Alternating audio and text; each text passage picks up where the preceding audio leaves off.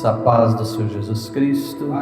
Louvo e glorifico a Deus que nos dá o privilégio de estar mais uma vez na casa do Senhor. Louvado seja Deus.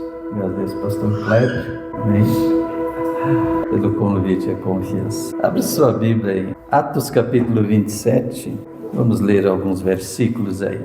E como se determinou que havíamos de navegar para a Itália, entregaram Paulo e alguns outros presos a um centurião por nome Júlio, da corte Augusta.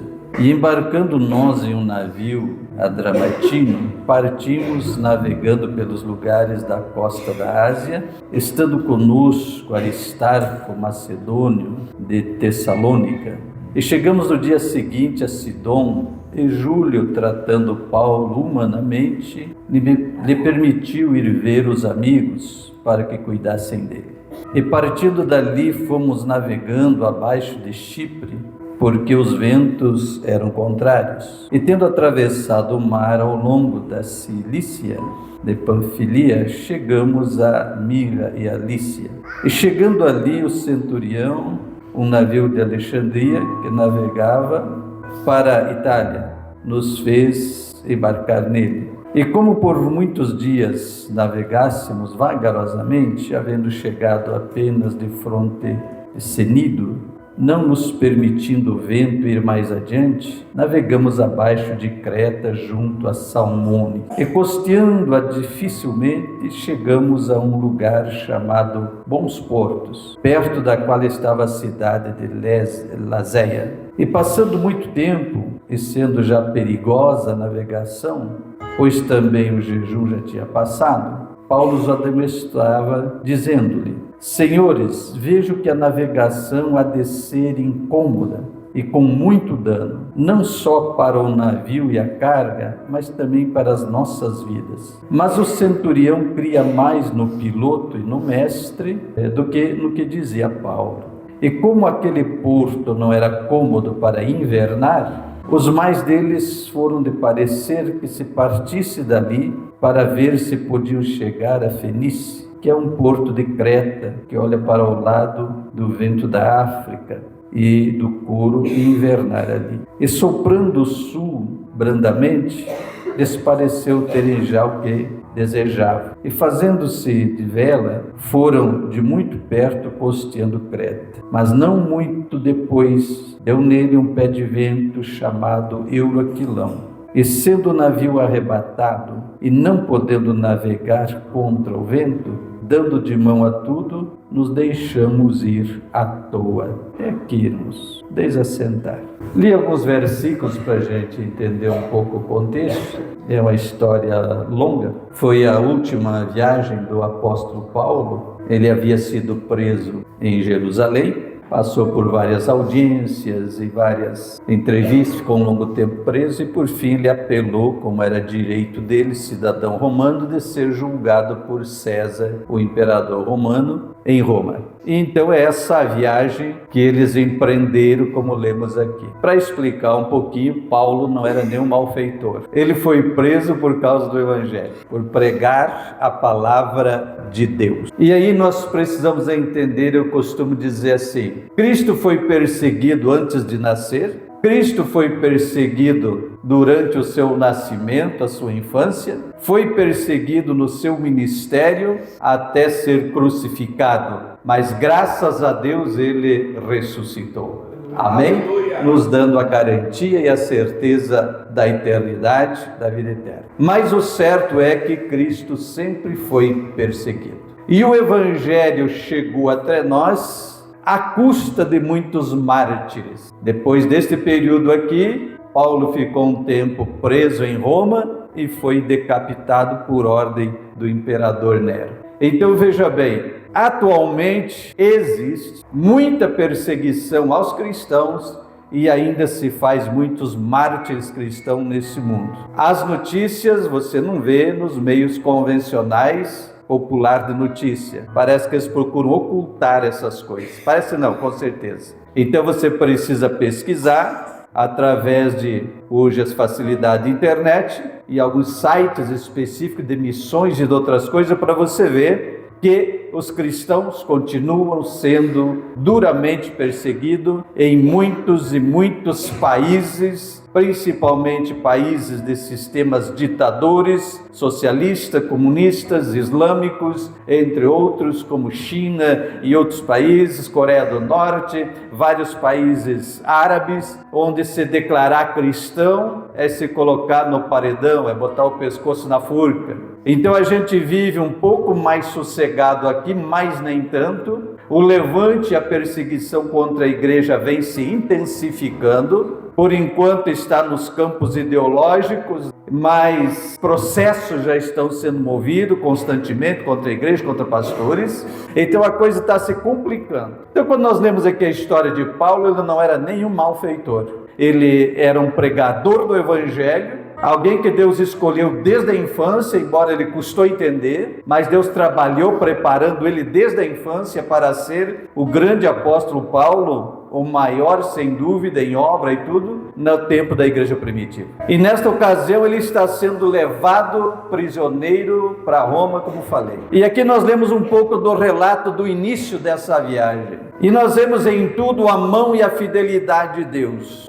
Porque em Jerusalém, tentando matar ele, o próprio governador e outros o protegeram e livraram. E quando ele intentou e pediu o seu direito de ser apresentado ao imperador, por direção de Deus, e ele tinha esse direito, então eles empreendem essa viagem. E lemos aqui que o centurião, que era o comandante militar da corte augusta, ou seja, a corte do imperador, então ele era um militar de alta patente, o nível, né, esse centurião, mas diz assim que ele também tratou com humanidade a Paulo, ou seja, com consideração, tratou de Paulo. E num desses lugares que lemos aqui, que eles pararam, ele permitiu que Paulo fosse visitar os irmãos e amigos e ali ser cuidado, tratado pelos irmãos. Então esse comandante aqui, esse centurião, tratou Paulo muito bem durante essa viagem. Mas aqui chegando num determinado ponto, em Creta, aquela ilha no mar Mediterrâneo, onde ele deveria atravessar o mar para chegar à Itália, chegar a Roma, já estava chegando o inverno, período de tempestades. Aí Paulo, servo do Senhor, eu creio que pela palavra dele aqui, foi uma palavra dirigida pelo Espírito. Ele vai dizer, olha, não é bom nós empreendermos viagem agora. É melhor nós invernar aqui mesmo. Passar o período do inverno e das tempestades aqui, seria lá uns 2 meses ou mais,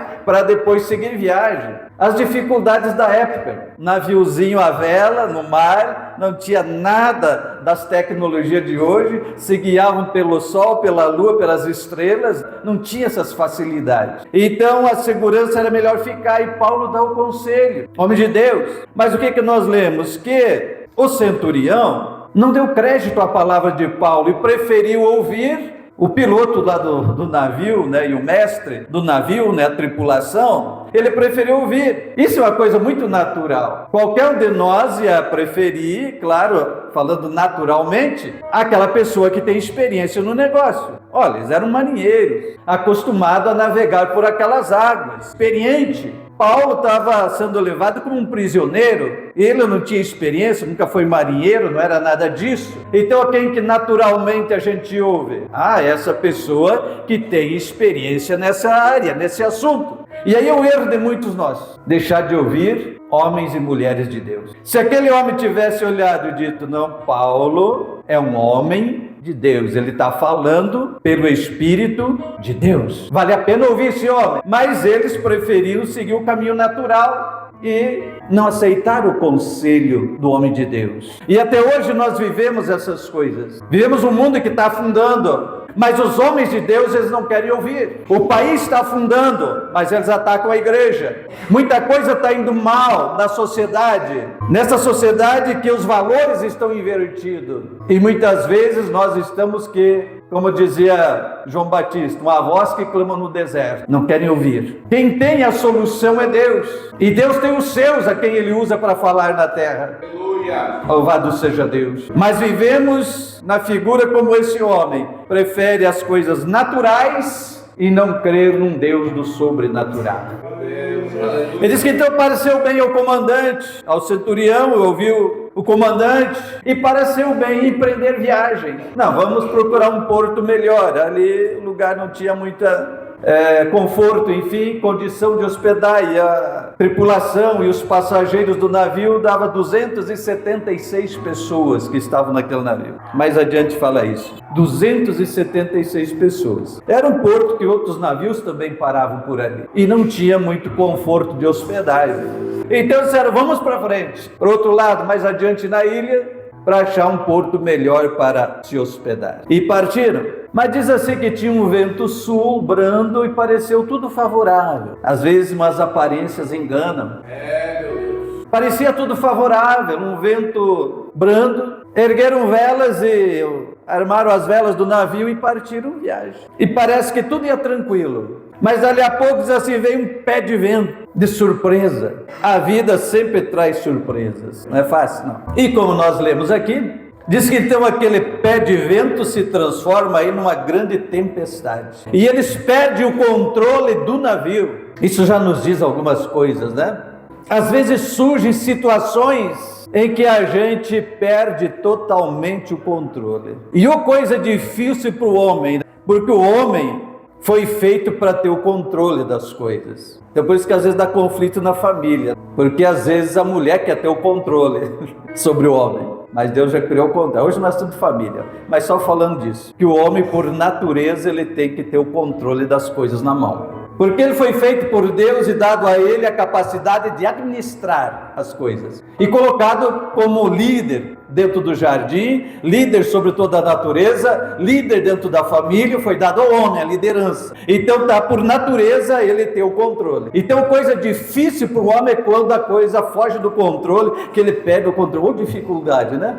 A gente entra em parafuso.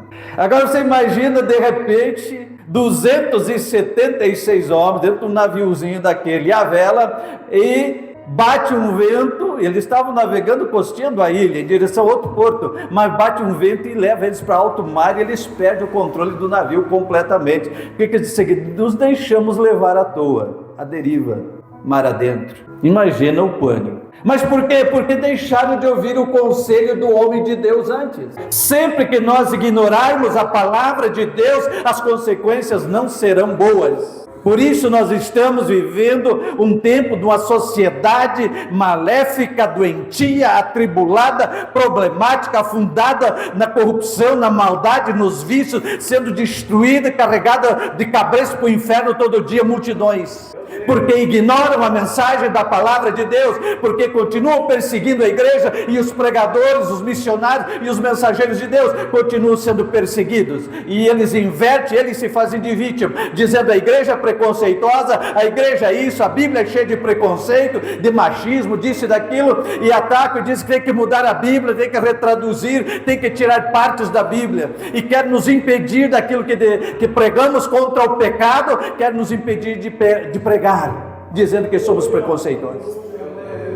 A sociedade está doentia, apodrecendo, afundando, o pecado chega como cheiro mau às narinas de Deus, mas eles continuam atacando a igreja.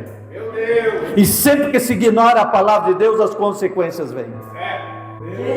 Então a tempestade, aquele vento que parecia um vento brando, seria favorável à navegação, de repente um pé de vento forte, vira uma tempestade, e eles perdem o controle completamente de tudo. E aí você olha e vê que o mundo está ficando sem controle. Olha nas notícias, olha o que está a Venezuela, olha a Argentina, olha o Chile, Brasil, países da Europa, países da Ásia, países da África, vai olhando. É seca, ou é enchente, ou é doença, ou é pandemia, é guerra, é ataque político, é governos que não conseguem mais ter controle da nação, não conseguem mais governar, não conseguem mais pôr ordem nas coisas. O mundo está como um caldeirão fervente, a Bíblia diz, é fim dos tempos, isso é sinal do fim. Mas por quê? Porque estamos vendo uma geração que não quer mais dar ouvido à palavra. Meu Deus!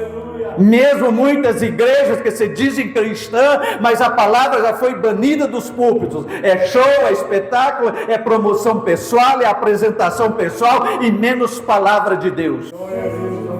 foi se banindo dos púlpitos a palavra do Senhor. E sempre que se ignora, as consequências vêm. Mas a tempestade foi piorando. E eles dizem que perderam até a noção do tempo. Dia e noite ficaram 14 dias à deriva no mar. Não sabiam mais em onde estavam. Porque era chuva e vento, tempestade, dia e noite no mar. Imagina um naviozinho sendo levado mar adentro, quando não tinha instrumento nenhum do que se tem hoje. Nada. Como se guiavam, olhando para as estrelas, para o sol e para a lua. Andando com o naviozinho à vela, o desespero começa a tomar conta.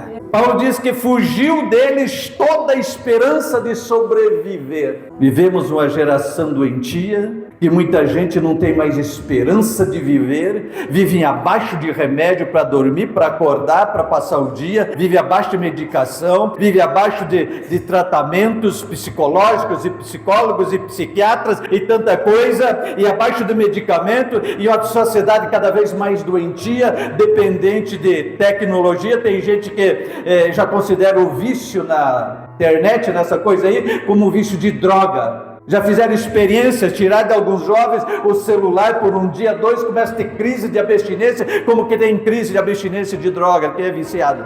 A sociedade está doentia. E para esta geração nova que acha que a vida é acima, a vida já foi melhor. Eu que já tenho uns quilômetros a mais rodados, a vida era diferente, né? A vida era mais fácil, a vida era mais simples. Não era tão complicada. Na minha infância e na minha juventude, nem sonhava com essas tecnologias todas aqui. Nem se imaginava. Eu ainda usei o telefone de manivela. Quem conheceu aí? Telefone de manivela, aquela que você para ligar tinha que... É assim mesmo. Então a gente sente o impacto e a diferença. E a gente realmente vê uma sociedade doentia hoje, escravizada. Meu Deus! Em muita coisa. Então a tendência da tempestade é piorar. E a Bíblia nos diz que o mundo vai de mal a pior. Por isso a nossa esperança tem que estar em Deus e na nossa salvação em Cristo. Glória a Deus. Aleluia. Dia de ceia é dia de relembrar o sacrifício. Que sacrifício? De Cristo, que tomou toda a nossa culpa e levou na cruz, para que nós fôssemos livres. O problema é que está ficando poucos os que realmente creem e vivem esta verdade. Não se empolgue com tantas e tantas igrejas hoje, com tantos e tantos ministérios, com tantas e tantas multidões aqui ou ali, porque a maioria é falso, brilha, mas não é ouro. Não estou aqui para atacar a igreja, ministério aqui, o ministério lá, mas é uma verdade, os fiéis estão poucos. Por que é que estamos sendo sacudidos? País inteiro, igrejas, ministérios, porque tem que passar uma peneira para dar uma avivada naqueles que terão que resistir nesses dias. Glória! Por quê? Porque o poder das trevas e do mal vai crescer. É bíblico. O anticristo vai vir. E para ele vir tem que estar tudo preparado nesse mundo. É por isso que a luta da igreja se intensifica, porque o peso de treva e de luta é tão grande, que às vezes parece que você está que nem esse pessoal aqui perdido no mar, 14 dias, não sabe mais se é dia, se é noite, o que é, de tanta luta e tribulação. Então a igreja está em guerra, Cristo sempre foi perseguido, a igreja sempre esteve em guerra. Precisamos entender que a vida é uma batalha, a vida de fé. Então, fazendo esse paralelo, dá para a gente ir ilustrando isso aqui. Agora, depois de tanto tempo deles perdidos no mar, e quando não tinham mais esperança, mas no meio ali estava um homem de Deus. Aleluia! Glória a Deus! Aleluia! E aqui eu quero que você se conscientize, homem e mulher e jovem de Deus, se conscientize disso, que você é um marco referencial e que faz a diferença onde você está. Esse é o grande chamado e o grande desafio para hoje, para os nossos dias. Sempre foi, cada geração teve os seus desafios, mas a nossa hoje é resistir frente a esses poderes do espírito do anticristo que está se levantando e tomando conta das nações. Meu Deus. E nós temos que resistir firme na fé e manter a bandeira do evangelho levantada. Esse é o grande desafio da nossa geração. Você ser atacado, ridicularizado, ser afrontado, mas não negar a sua fé e não baixar a bandeira. Aleluia! Esse é o desafio de hoje. Então, no meio daquele caos estava um homem de Deus. No meio do caos de hoje, é o mesmo desafio. Precisamos ter uma igreja do Senhor. Aleluia! Homens, mulheres, jovem, adolescente, mas pessoas de Deus, comprometida, que sabe do seu chamado, que sabe da sua vocação, que é consciente do seu desafio, do seu chamado. Não é meramente eu sou dessa igreja, eu sou daquela religião, isso não é nada. Estou falando comprometimento com o reino de Deus, com o chamado do Senhor. Está entendendo? Então veja bem, estava ali naquele navio um homem de Deus, 276, mas tinha um homem de Deus. E isso era o suficiente, aleluia. Isso era o suficiente. Então pensa bem, talvez dentro do lugar onde você trabalha, você diga que sou só eu cristão, mas ali você faz a diferença. Às vezes você quer confiar, tem que ter uns quantos, não. Eu trabalhei, me aposentei, trabalhei por 33 anos na prefeitura de Parobé. E muitas vezes era só eu de crente. O prefeito já falecido, Alexandre, às vezes em reuniões, coisas da prefeitura, quando eu chegava, dizia, ó, chegou o crente aí, ó, traz uma Coca-Cola aqui para ele que ele não toma cerveja. Ó, pare de falar besteira aí que chegou o crente aqui. Ele fazia isso. Alguns zombavam, achavam que era zombaria, mas eu dizia, glória a Jesus. Ou está zombando, ou está realmente sendo sincero, não sei, Deus conhece o coração, mas eu dizia, glória a Deus, glória a Deus. Que ele sabia. Então muitas coisas, às vezes dentro do ambiente de trabalho, na prefeitura, às vezes os colegas perguntavam, bem, você que é pastor, o que é isso aqui? Me explica isso. E lá eu pregava, ensinava, muitas vezes. Então eu quero te dizer o seguinte, olha para este exemplo de Paulo, ainda que você seja sozinho no ambiente que você está, e para alguns jovens que estão aqui, não sei se vocês estudam ou não, mas é dentro da escola ou faculdade, onde você estiver, às vezes pode ser só você. Ai, que desafio que está hoje dentro das escolas, das faculdades, então. Que o inimigo tem tomado conta disso. Que desafio para ser crente hoje nesses ambientes. Que desafio. Mas se você tiver consciência, ainda que seja sozinho, é o suficiente se Jesus estiver contigo. Aleluia! Glória a Deus! É o suficiente para mudar o ambiente, mudar a história. Aleluia! É desafiador, mas é o suficiente.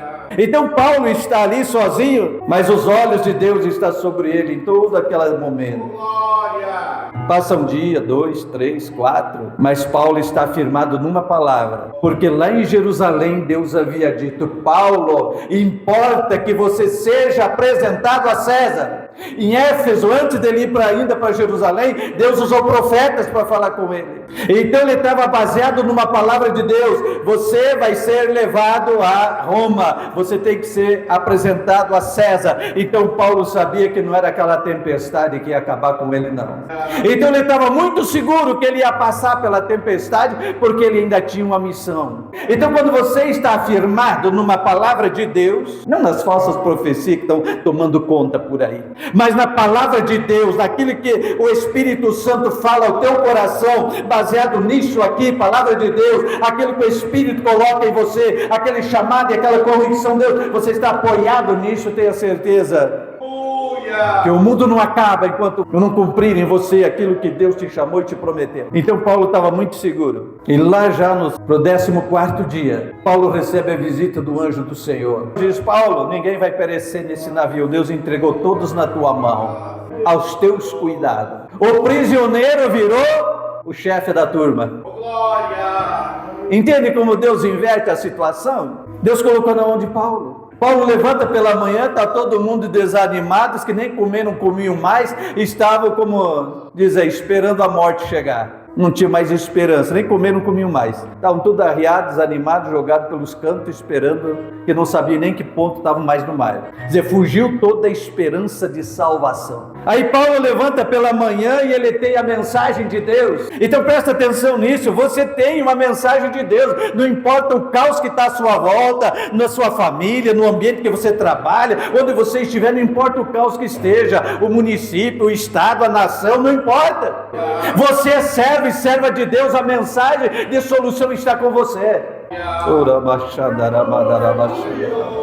São essas posições que nós precisamos tomar diante de Deus. Mas Deus falou com Ezequiel, disse Ezequiel, eu estou te enviando uma nação dura, um povo rebelde. Então quer ouçam, quer deixem de ouvir, você vai e fala. Aleluia.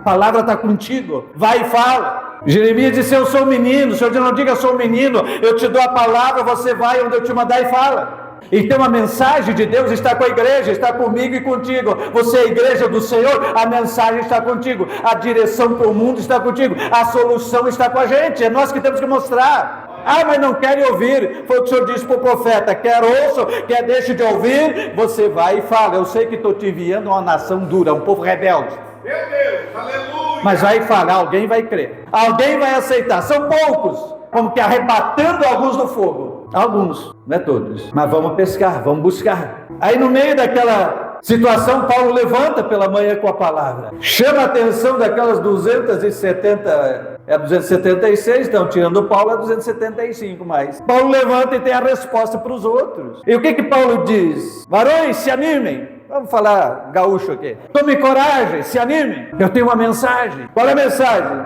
O anjo do Deus a quem eu sirvo esteve comigo esta noite e me visitou esta noite. Aleluia. Eu recebi uma mensagem do céu. Entenderam? Uma mensagem do céu. A igreja tem a mensagem do céu. O servo de Deus, a serva de Deus carrega a mensagem do céu. Em Lucas 2, quando estavam os pastores de Belém no campo, diz que o anjo se apresentou e disse: eis que vos trago novas de grande alegria, que será para todo o povo, porque hoje vos nasceu em Belém o Salvador, que é Cristo o Senhor. E no mesmo tempo apareceu uma multidão dos anjos, cantando e dizendo: glória a Deus às alturas, paz na terra aos homens de boa vontade. É a mensagem do reino. Então a igreja tem a mensagem do céu. Nas primeiras missões que Deus deu para os seus discípulos, Mateus capítulo 10, Lucas capítulo 10, a primeira missão, primeiro chamou 12, depois chamou 70, mandou de 2 em 2 dizer: pregue e anuncie que chegou o reino do céu, aleluia. Então a mensagem do céu está com a igreja, a mensagem celestial está com a igreja. Eu e você, igreja do Senhor, nós temos uma mensagem do céu. Não é psicologia, autoajuda, show, espetáculo, palavra de ânimo, palavra positiva, palavra não sei o que, energia positiva. Não é nada dessas balelas mundanas e diabólicas até. Nós temos uma mensagem do céu enviada do Pai, do Filho e do Espírito Santo para dizer para esse mundo: creia, se arrependa, se converta, porque Ele derramou sangue para perdoar e para salvar. E aí daquele que banalizar esse negócio, que escandalizar e pisar em cima do sangue do Cordeiro.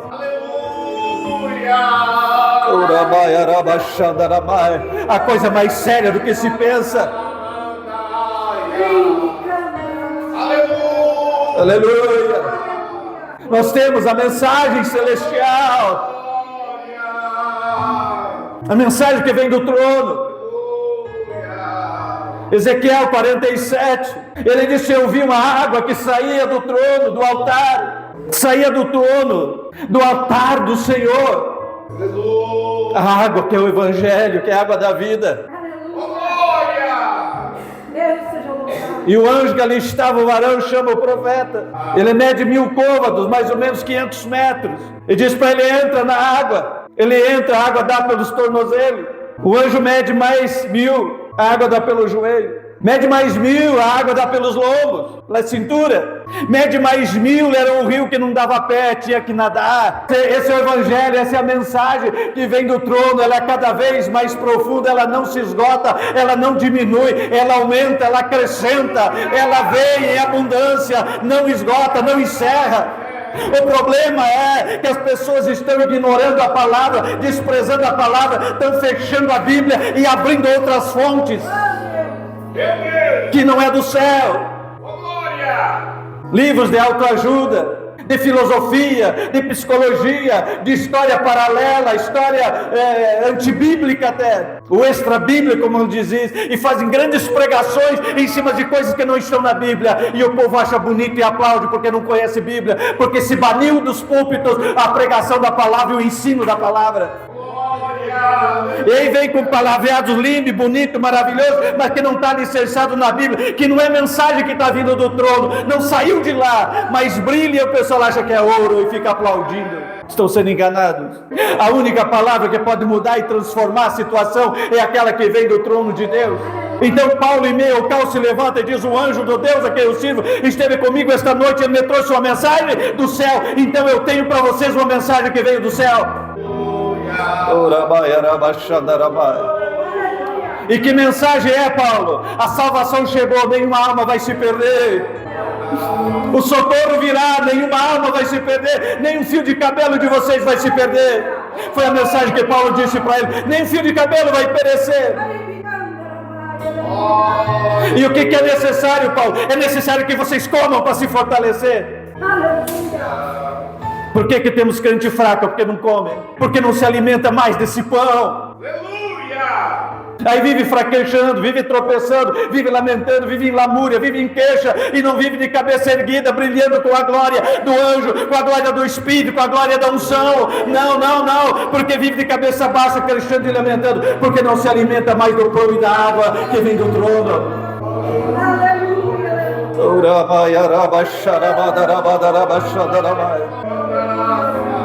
Por que faltou?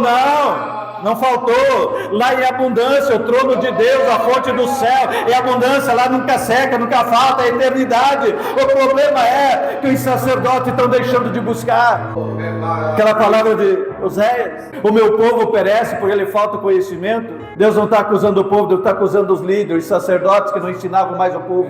Também que hoje a gente tem um povo também que não quer aprender Bíblia, que ele é atrás de falso profeta. Nós queremos facilidade. O que está sendo enganado hoje? O engano de hoje: as pessoas acham que basta alguém chegar e pôr a mão e profetizar e tudo muda na história dele, e não é assim. Não é assim.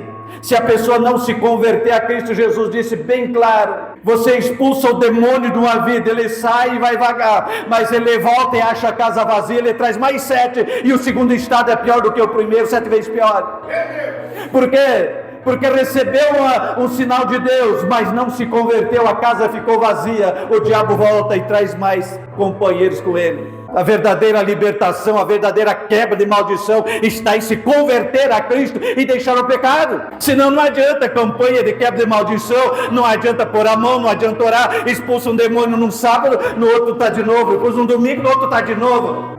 Porque falta conversão, porque falta mergulhar nesse rio, nessa água da vida, nessa palavra de Deus. Falta viver essas verdades. Aleluia. Então Paulo levanta e diz: eu tenho uma mensagem do céu. Eu tenho uma mensagem que veio do céu. O anjo do Senhor veio dizer: nenhuma alma vai perecer. Então se anime, crie coragem, se alimentem, comam. E aí eles foram comer, recobraram o ânimo, porque a palavra de Deus faz milagre. Ela levanta o caído, ela ressuscita o morto, ela cura o enfermo, ela alegra o triste. Então lá em Isaías 61, que depois em Lucas capítulo 4, Jesus está na sinagoga, abre o livro de Isaías e lê. E diz: hoje se cumpre no meio de vocês essa palavra. Que palavra é essa? O Espírito do Senhor Jeová está sobre mim, porque Ele me ungiu para pregar boas novas aos cativos, abertura de prisão aos presos, aleluia, e mandou trocar as vestes de tristeza por vestes de louvor. O poder da palavra muda, o poder da palavra transforma, o poder da palavra alimenta, o poder da palavra faz você saltar, aleluia. O verdadeiro avivamento só vem com a palavra de Deus. Sem palavra de Deus não tem avivamento. Pode ter muito barulho, mas menos avivamento. Aleluia. Aleluia. Porque só a palavra tem o poder transformador. Ela é o martelo que quebra a pedra. Ela é o pão que alimenta. Ela é a água que dá vida. É água que lava, que limpa, que regenera, que transforma. É fogo que queima o mal. É a palavra de Deus.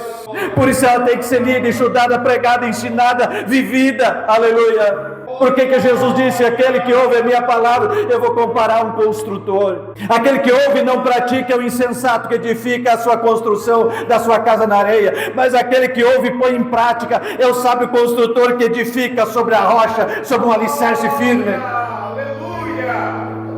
Então veja que é a palavra que faz a diferença sempre.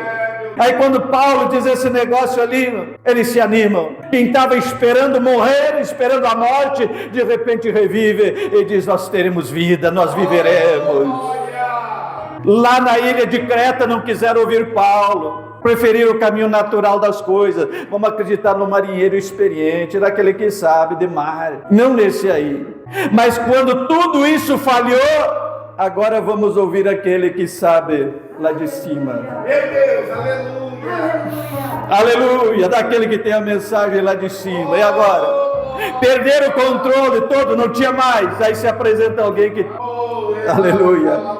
Que tinha a palavra de esperança, de vida. Aí disseram: que faremos então? Uns quiseram lançar um bote no mar e sair. Paulo diz: se alguém sair, não vai sobreviver. O comandante ouviu, cortou o bote e largou no mar. Deixa, vai embora. Fica todo no navio. Mas dali a pouco deram na praia. Não aí eles que nem sabiam onde é que era. O navio encalha, as ondas do mar rompem o navio. E diz assim: uns saíram uns nadando e outros agarrados em pedaços de pau, de coisa, e saíram todos salvos na ilha. Aleluia! Todos, como a palavra de Deus cumpriu, nenhum se perdeu. Todos eles saíram vivos na praia daquela ilha de Malta.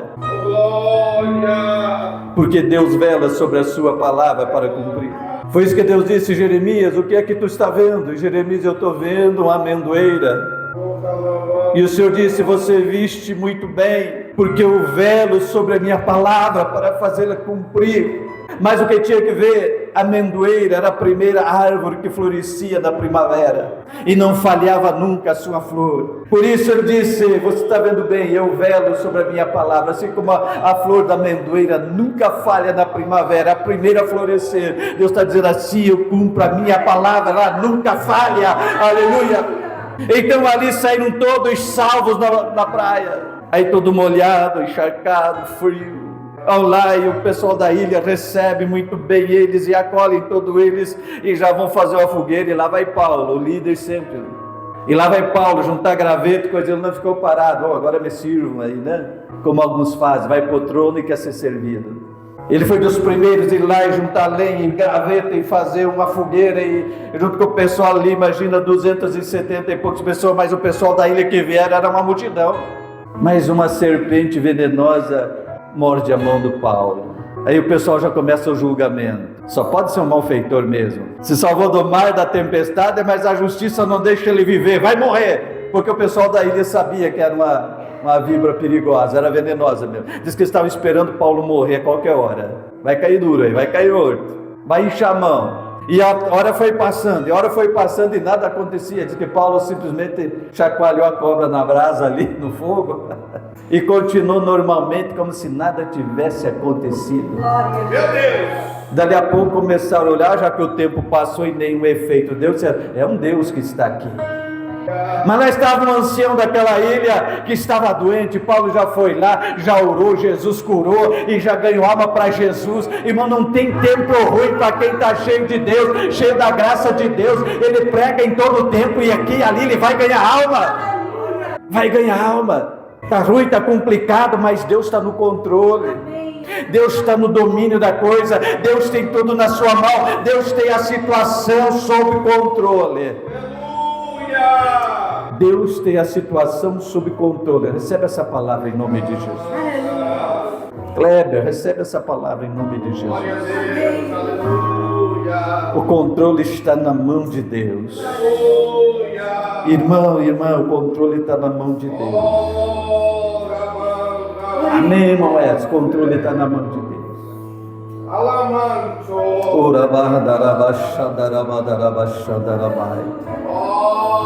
Vamos orar, fica em pé.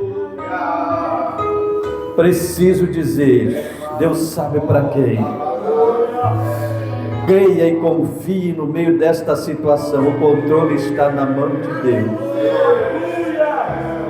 Entrega para Ele o controle agora. Deixa a ansiedade de lado. Moça, confie que o controle está na mão de Deus. Deixa os temores e receio. Jesus te cura da insônia. Jesus te cura da ansiedade, da depressão. Mas confia que Ele está no controle. Confia.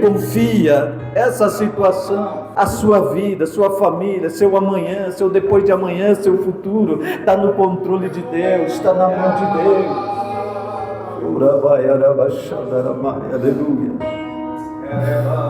Aleluia, creia que Deus está falando ao seu coração, creia nesta palavra e você vai sair daqui hoje vitorioso, vitoriosa, aleluia. Você vai sair daqui hoje com calma, com paz no seu coração, com sossego na sua alma, sabendo que Deus está no controle. O navio da sua vida, a embarcação da sua vida está no controle de Deus, e eu tenho que reforçar essa palavra: está no controle de Deus, está no controle de Deus, está no controle do Senhor. A provisão virá dele, a providência virá dele, virá, mas confia, seja profeta de Deus, seja profetisa de Deus, tenha a palavra, tenha a mensagem de Deus, creia, creia, creia, aleluia, porque Ele está dando vitória esta noite. Você acredita nisto? Quer receber a oração? Vem aqui à frente. Eu não sei, eu não preciso saber qual é a situação e a dificuldade, ou a luta, ou a tempestade da sua vida. Eu não preciso, porque Ele sabe. E se você vier entregar na mão dEle e no controle dEle, pode ter certeza que amanhã a situação vai estar mudada, que ao amanhecer dessa segunda-feira a situação já vai estar mudada. Você crê nesta palavra do céu? Vem aqui à frente para nós orar. Não precisa dizer para mim, diga para Ele, porque Ele sabe.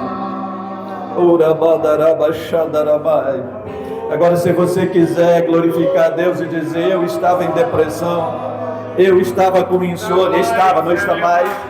Se quer dizer: eu que sofro de insônia, eu sofria de insônia, levanta a sua mão para glorificar a Deus, dá o testemunho.